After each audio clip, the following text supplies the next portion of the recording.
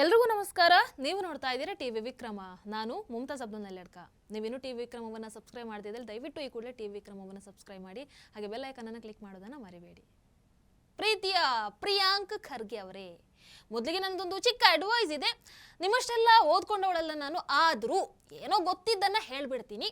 ನೀವು ದೇವರು ಧರ್ಮ ಯಾವುದನ್ನ ಕೂಡ ನಂಬಲ್ಲ, ನನಗೆ ಗೊತ್ತು. ಆದರೆ ಕೊನೆಯ ಪಕ್ಷ ಕರ್ಮವನ್ನಾದರೂ ನಂಬಿ ಅಂತ. ಕರ್ಮ ಯಾವತ್ತು ನಿಮ್ಮನ್ನ ಸುಮ್ಮನೆ ಬಿಡೋದಿಲ್ಲ ನೋಡಿ. ಅದೊಂಥರ ಈ ಬೆನ್ನಿಗೆ ಬಿದ್ದಂತಹ ಬೇತಾಳಿದ ಹಾಗೆ. ವೀಕ್ಷಕರ, ನಾನು ಮೊದಲೇ ಹೇಳಿದ್ದೆ, ದ್ವೇಷ ಭಾಷಣ ಕಾಯ್ದೆಯಲ್ಲಿ ಕಾಂಗ್ರೆಸ್ ತಾನೇ ತೋಡ್ಕೊಂಡಂತಹ ಗುಂಡಿಗೆ ತಾನೇ ಬೀಳುತ್ತೆ ಅಂತ. ಈಗ ಹಂಗೆ ಆಯ್ತು ನೋಡಿ. ಬಿಜೆಪಿಯನ್ನ, ರಾಷ್ಟ್ರೀಯವಾದಿಗಳನ್ನ ಟಾರ್ಗೆಟ್ ಮಾಡಿ ಅವರ ಮಾತನ್ನೇ ಕಸಿದುಕೊಳ್ಬೇಕನ್ನುವಂತಹ ಕಾರಣಕ್ಕೆ ಒಂದು ಹೊಸ ಕಾಯ್ದೆಯನ್ನ ತರ್ತಾರೆ. ಹೆದರಿಸಿ ಬೆದರಿಸಿ ರಾಷ್ಟ್ರೀಯವಾದಿಗಳಾಗಿರ್ಬಹುದು ಅಥವಾ ಪತ್ರಕರ್ತರನ್ನಾಗಿರಬಹುದು ಸೈಲೆಂಟ್ ಮಾಡಬಹುದು ಅಂತ ಅವರು ಅನ್ಕೊಂಡಿದ್ರು. ಆದ್ರೆ ಪಾಪ ಈಗ ಅವರೇ ಬಿಟ್ಟಂತಹ ಬಾಣ ಕೊನೆಗೆ ಅವರ ಬ್ಯಾಕಿಗೆ ಬಂದು ಚುಚ್ಕೊಂಡಿದೆ. ಪ್ರಿಯಾಂಕ್ ಖರ್ಗೆ ಅವರಿಗೆ RSS, ಅದೇ ರೀತಿ ಹಿಂದೂ ಧರ್ಮ ಅಂದ್ರೆ ಅದೇನು ದ್ವೇಷನೂ ನನಗೆ ಅರ್ಥನೇ ಆಗ್ತಾ ಇಲ್ಲ. ಪದೇ ಪದೇ RSS ಬಗ್ಗೆ ಟ್ವೀಟ್ ಮಾಡಿಕೊಂಡು ಬಿಟ್ಟಿ ಹೈಪನ್ನ ತಗೊಳ್ತಾನೆ ಇರ್ತಾರೆ. ಆದ್ರೆ ಇವತ್ತು ಅದೇ ಮಾತು, ಅದೇ ಟಾರ್ಗೆಟ್, ಅದೇ ದ್ವೇಷ ಒಂಥರ ಪ್ರಿಯಾಂಕ್ ಖರ್ಗೆ ಅವರಾಗಿರಬಹುದು, ದಿನೇಶ್ ಗುಂಡೂರಾವ್ ಅವರಿಗೆ ಆಗಿರಬಹುದು, ಇನ್ನು ಮಹಮ್ಮದ್ ನಲಪಾಡ್ ಅವರಿಗೆ ಆಗಿರಬಹುದು, ಪೈಲ್ಸ್ ಬರೋ ಹಾಗೆ ಮಾಡಿದೆ. ವೀಕ್ಷಕರ, ಕಾಂಗ್ರೆಸ್ ಪಕ್ಷದಲ್ಲಿ ನನಗೆ ತಿಳಿದ ಮಟ್ಟಿಗೆ ಈ ರಾಷ್ಟ್ರೀಯತೆ ಅನ್ನುವಂಥದ್ದು ಯಾವತ್ತೂ ಮುಗಿದು ಹೋದಂತ ಅಧ್ಯಾಯ. ಕಾಂಗ್ರೆಸ್ ಪಕ್ಷ ಈಗ ಏನಿದ್ರು ಕೂಡ ತುಷ್ಟೀಕರಣದ ರಾಜಕೀಯದಲ್ಲಿ ಬ್ಯುಸಿ ಆಗಿಬಿಟ್ಟಿದೆ. ಅವರಿಗೆ ದೇಶದ ಜನರಿಗಿಂತ ಅಕ್ರಮ ವಲಸಿಗರ ಮೇಲೆ ಒಂದು ಸ್ವಲ್ಪ ಕಾಳಜಿ ಜಾಸ್ತಿ. ಅಲ್ಪಸಂಖ್ಯಾತರ ಓಲೈಕೆ ಬಿಟ್ರೆ ಅವರ ಅಸ್ತಿತ್ವನೇ ಇಲ್ಲ ಅನ್ನುವಂಥ ಮಟ್ಟಕ್ಕೆ ಇವತ್ತು ಇಳಿದು ಬಿಟ್ಟಿದ್ದಾರೆ. ಇವರ ಯೋಚನೆ ಎಷ್ಟು ಕೆಳ ಮಟ್ಟಕ್ಕೆ ಇವತ್ತು ಇಳಿದಿದೆ ಅಂತಂದ್ರೆ, ಯಾರು ರಾಷ್ಟ್ರದ ಪರವಾಗಿ ಇದ್ದಾರೋ, ದೇಶಕ್ಕಾಗಿ ಯಾರು ಕೆಲಸವನ್ನ ಮಾಡ್ತಾ ಇದ್ದಾರೋ ಅವ್ರು ಯಾರು ಕೂಡ ಈ ಕಾಂಗ್ರೆಸ್ ದೃಷ್ಟಿಯಲ್ಲಿ ಸರಿ ಇಲ್ಲ. ಅವರು ಸಮಾಜದ ಸ್ವಾಸ್ಥ್ಯವನ್ನೇ ಕೆಡಿಸಿಬಿಡ್ತಾರೆ. ಅದು ಉಳಿದಂಥವ್ರು ಯಾರನ್ನ ಇವರು ಓಲೈಕೆ ಮಾಡ್ತಾ ಇದ್ದಾರಲ್ವೋ ಅವ್ರು ಏನು ಮಾಡಿದ್ರು ಸರಿನೇ. ಇವರ ಪ್ರಕಾರ ಅವ್ರು ಕಲ್ಲು ಎಸೆದ್ರು ಕೂಡ ಅದು ಹೂ ತರ ಕಾಣಿಸ್ಬಿಡತ್ತೆ. ಈ ಸ್ವಾತಿ ಮುತ್ತಿನ ಮಳೆ ಹನಿ ತರ ಕಾಣಿಸ್ಬಿಡತ್ತೆ. ವೀಕ್ಷಕರ, ರೀಸೆಂಟ್ ಆಗಿ ಇದೇ ಪ್ರಿಯಾಂಕ್ ಖರ್ಗೆ ಅವರು ರಾಷ್ಟ್ರೀಯ ಸ್ವಯಂ ಸೇವಕ ಸಂಘಕ್ಕೆ ಸಂಬಂಧಪಟ್ಟ ಹಾಗೆ ಆಡಿದಂತಹ ಮಾತುಗಳನ್ನು ನೀವು ಕೇಳಿರ್ತೀರಾ, ಇವನ್ ಟ್ವೀಟ್ಗಳನ್ನು ಕೂಡ ನೋಡಿರ್ತೀರಾ. ಅದರ ಜೊತೆಗೆ RSSಗೆ 100 ವರ್ಷಗಳಾದಾಗ ಪ್ರಿಯಾಂಕ್ ಖರ್ಗೆ ಅವರು ಸರ್ಕಾರಕ್ಕೆ ಒಂದು ಪತ್ರವನ್ನು ಕೂಡ ಬರೀತಾರೆ. ಆ ಪತ್ರದಲ್ಲಿ ಅವರು RSS ಅನ್ನುವಂಥದ್ದು ಒಂದು ರಾಷ್ಟ್ರ ವಿರೋಧಿ ಸಂಘಟನೆ, ಅದನ್ನ ಬ್ಯಾನ್ ಮಾಡಬೇಕು ಅಂತ ಕೇಳ್ಕೊಳ್ತಾರೆ.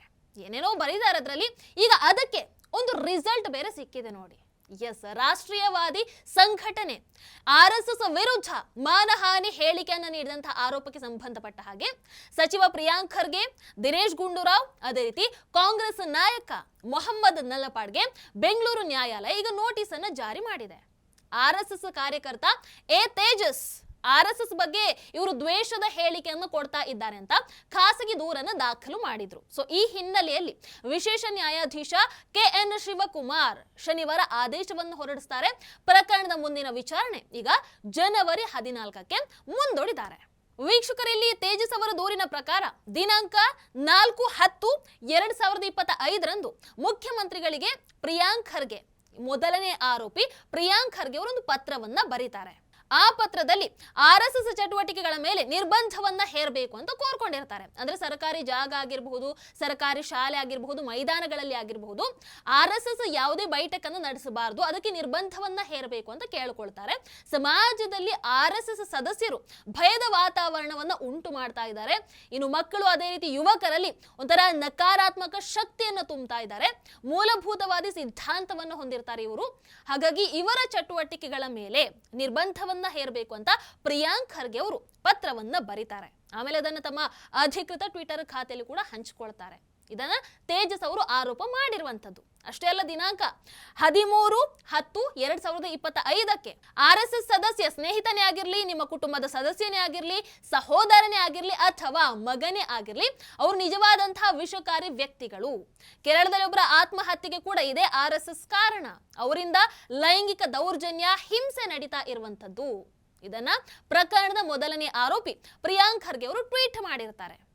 14/10/2025 ಕೂಡ RSS ವಿರುದ್ಧ ಟ್ವೀಟ್ ಅನ್ನ ಮಾಡಿದ್ರು ಅಂತ ತೇಜಸ್ ಅವರು ಆರೋಪವನ್ನ ಮಾಡಿರುವಂತದ್ದು.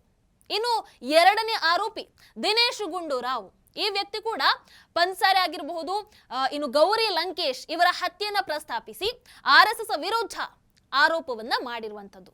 ಇನ್ನು ಮೂರನೇ ಆರೋಪಿ ಮಹಮ್ಮದ್ ನಲಪಾಡ್ ಯೂಟ್ಯೂಬ್ ಅಲ್ಲಿ ಮಾತಾಡ್ತಾ ಒಂದು ಸಂದರ್ಶನವೊಂದರಲ್ಲಿ ಮಾತಾಡ್ತಾ RSS ವಿರುದ್ಧ ಅವಹೇಳನಕಾರಿ ಮಾತನ್ನ ಆಡಿದ್ರು. ಸೊ ಇವರ ಹೇಳಿಕೆಗಳನ್ನ ರಾಜ್ಯಾದ್ಯಂತ ಸಾರ್ವಜನಿಕರು ಓದಿರ್ತಾರೆ, ಸಾರ್ವಜನಿಕರು ವೀಕ್ಷಣೆ ಮಾಡಿರ್ತಾರೆ, ಕೇಳಿರ್ತಾರೆ. ಸೊ ಇದು RSS ಬಗ್ಗೆ ಒಂಥರ ಕೀಳು ಭಾವನೆಯನ್ನು ಉಂಟು ಮಾಡೋ ಹಾಗೆ ಮಾಡುತ್ತೆ, ಅಂದ್ರೆ ಆ ವಾತಾವರಣವನ್ನ ನಿರ್ಮಾಣ ಮಾಡುತ್ತೆ. ಇನ್ನು ಆರೋಪಿತರು ರಾಜ್ಯದ ಸಚಿವರಾಗಿದ್ದಾರೆ, ಸಾರ್ವಜನಿಕರ ಮೇಲೆ ಒಂಥರ ಪ್ರಭಾವವನ್ನು ಬೀರುವಂತಹ ಹುದ್ದೆಯಲ್ಲಿ ಇವರುಗಳು ಇರೋದ್ರಿಂದ ಇವರು ನೀಡಿರುವಂತಹ ಹೇಳಿಕೆ ಸಾರ್ವಜನಿಕರು ಪ್ರಭಾವಿತರಾಗೋ ಹಾಗೆ ಮಾಡುತ್ತೆ. ಹಾಗಾಗಿ ಅವರ ವಿರುದ್ಧ, ಅಂದ್ರೆ ಈ 3 ಜನರ ವಿರುದ್ಧ ಸೂಕ್ತ ಕಾನೂನು ಕ್ರಮವನ್ನ ಕೈಗೊಳ್ಳಬೇಕು ಅನ್ನುವಂಥದ್ದು ಇಲ್ಲಿ ಕೇಳಿದ್ದಾರೆ. ಯಾರು? ತೇಜಸ್ ಅವರು ಕೇಳ್ಕೊಂಡಿರುವಂಥದ್ದು. ಅಂದ್ರೆ ಇಲ್ಲಿ ಒಬ್ರು ಹೇಳ್ತಾರೆ ಕೊಲೆ ಮಾಡೋದಕ್ಕೆ RSS ಪ್ರೇರೇಪಣೆಯನ್ನ ನೀಡುತ್ತೆ, ಇನ್ನೊಬ್ರು ಹೇಳ್ತಾರೆ RSS ತಾಲಿಬಾನಿ ಸಂಸ್ಕೃತಿಯನ್ನ ಹೊಂದಿದೆ, ಮತ್ತೊಬ್ರು ಹೇಳ್ತಾರೆ ಚಡ್ಡಿ ಒಳಗೆ ಏನು ಇಲ್ಲ ಅಂತ. ಸೊ ಈಗ ನೀವೇ ಹೇಳಿ, ಇವರೇ ಹೊಸದಾಗಿ ತಂದಿರುವಂತಹ ದ್ವೇಷ ಭಾಷಣದ ಕಾಯ್ದೆಯಲ್ಲಿ ಮೊದಲು ಶಿಕ್ಷೆ ಆಗಬೇಕಾಗಿರುವಂಥದ್ದು ಯಾರಿಗೆ? ಇವರು ತಂದಿರುವಂತಹ ಕಾನೂನಿಗೆ ಮೊದಲು ಬಲಿ ಆಗಬೇಕಾಗಿರುವಂಥದ್ದು ಯಾರು? ಈ 3 ಅಲ್ವಾ? ಅದಕ್ಕೆ ಹೇಳೋದು ತಾನೊಂದು ಬಗೆದರೆ ದೈವವೊಂದು ಬಗೆದೀತು ಅಂತ. ಯಾರದ್ದೋ ವಿರುದ್ಧ ದ್ವೇಷವನ್ನ ಸಾಧಿಸೋದಕ್ಕೆ ಕಾಯ್ದೆಯನ್ನು ತರ್ತಾರೆ. ಈಗ ನೋಡಿದ್ರೆ ಅದು ಅವರನ್ನೇ ಸುತ್ತಕೊಂಡಿದೆ. ಏನ್ ಮಾಡಕ್ಕಾಗಲ್ಲ, ಕರ್ಮವನ್ನ ಇನ್ನು ಅನುಭವಿಸಬೇಕಷ್ಟೆ. ಎಂಜಾಯ್. ನೀವೇನಂತೀರಾ? ಕಮೆಂಟ್ ಮಾಡಿ. ನಮಸ್ಕಾರ. ಟಿವಿ ವಿಕ್ರಮ, ದೇಶ ನಿಮ್ಮ ಕೈಯಲ್ಲಿ. ಈ ಕಾರ್ಯಕ್ರಮ ನಿಮಗೆ ಇಷ್ಟ ಆಗಿದ್ದಲ್ಲಿ ಲೈಕ್, ಶೇರ್ ಹಾಗೂ ಕಮೆಂಟ್ ಮಾಡಿ. ಟಿವಿ ವಿಕ್ರಮದ ಕಾರ್ಯಕ್ರಮಗಳನ್ನು ನಿರಂತರವಾಗಿ ವೀಕ್ಷಿಸಲು ಸಬ್ಸ್ಕ್ರೈಬ್ ಮಾಡಿ, ಬೆಲ್ ಐಕನ್ ಒತ್ತಿ.